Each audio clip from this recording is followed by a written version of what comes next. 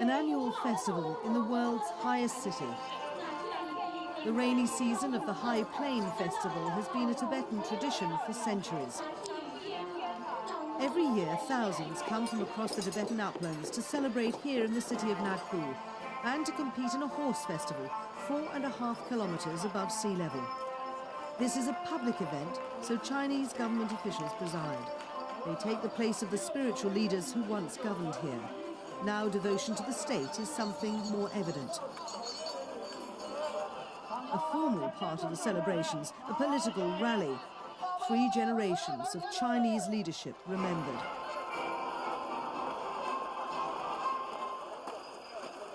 The festival may be centuries old, but in the last 50 years, the content has been influenced by Beijing. 50 years since the Chinese invaded.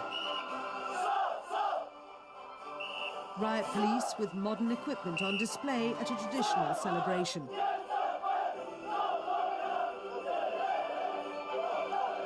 But with the politics over and the soldiers retired, it's finally time for the games to begin.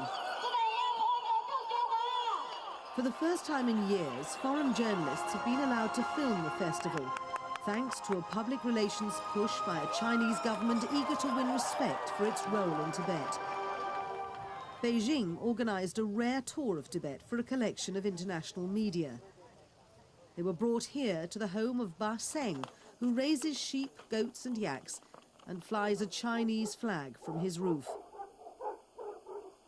To illustrate normal life here in Tibet, the government organised a visit by one of Ba Seng's friends, inviting the media inside to film.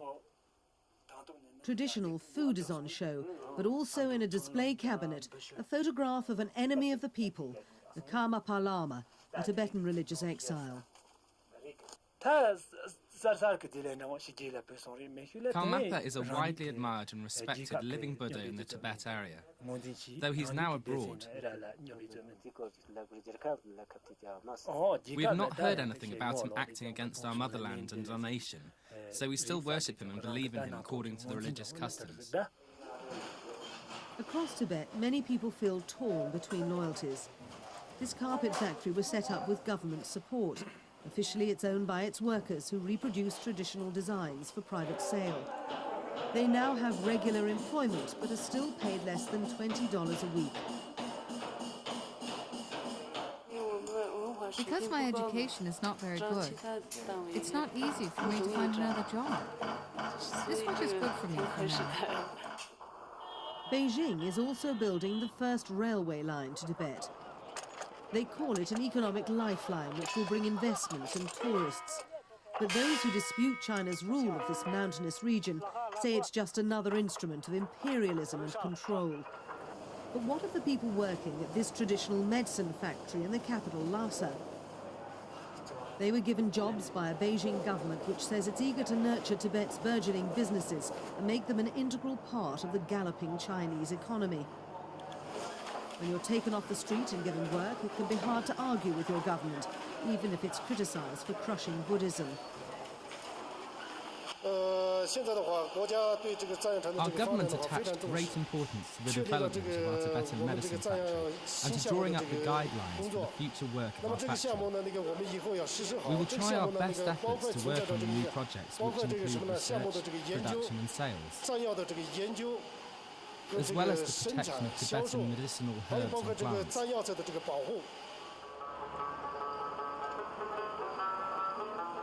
Beijing has certainly pumped a great deal of money recently into the capital, Lhasa. Tibetans number nowadays just half the population. Buildings the government decided were redundant were bulldozed to make way for a glistening Asian capital. When the Dalai Lama's envoys, exiled for decades themselves, visited for talks, they were struck by the extent of change and the huge numbers of foreign tourists now filling the streets. China's keen to attract more visitors, so it's doing its best to be seen to be preserving the city's traditional heritage. The Potala Palace, the Dalai Lama's former home, is said to be sinking at the foundations. The Chinese government is propping it up with more than $40 million worth of restoration.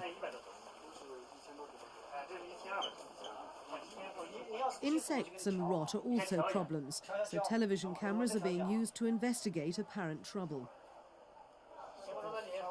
The Chinese are trying to make up for extensive damage caused to Tibet during the Cultural Revolution and the exile of the Dalai Lama 43 years ago.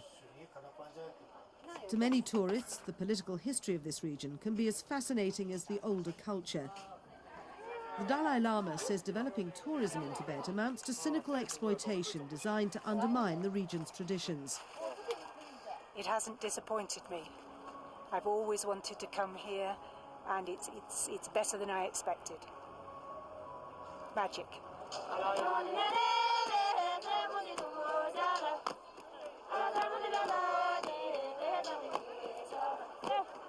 As these labourers undertake Beijing's work of restoring Tibetan monasteries, many Tibetans must wonder which form of government is best. More than 100 Buddhist leaders remain in prison, but ordinary Tibetans can worship openly. Dawn has broken on yet another religious celebration. The Yoghurt Festival has begun. It'll last a week. Horns herald the rising sun.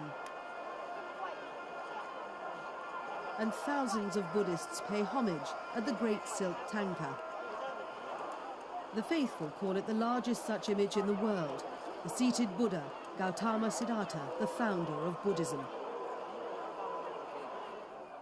Also in Lhasa, the Sera monastery is where the Dalai Lama undertook spiritual work.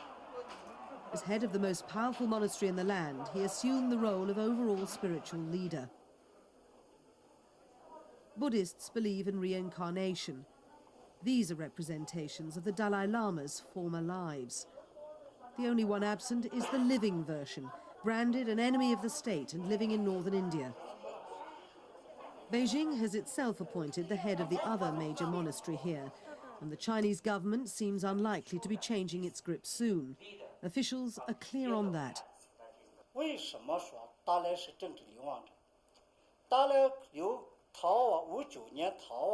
Why do we call the Dalai an exile politician?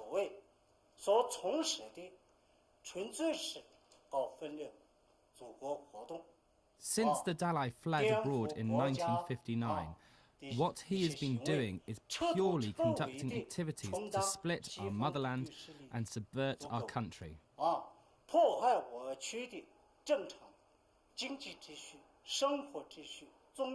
He has been totally willing to act as a running dog of Western hostile forces, to sabotage the normal economic order, social order, and religious order.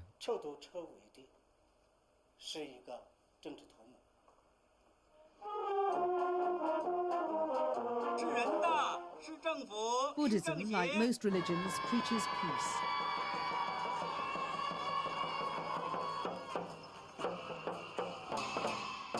As the Yoghurt Festival takes to the streets of the capital, signs of Chinese governance are everywhere. In many ways, this totalitarian atheist government is more liberal, more open to the world than the totalitarian religious government which preceded it.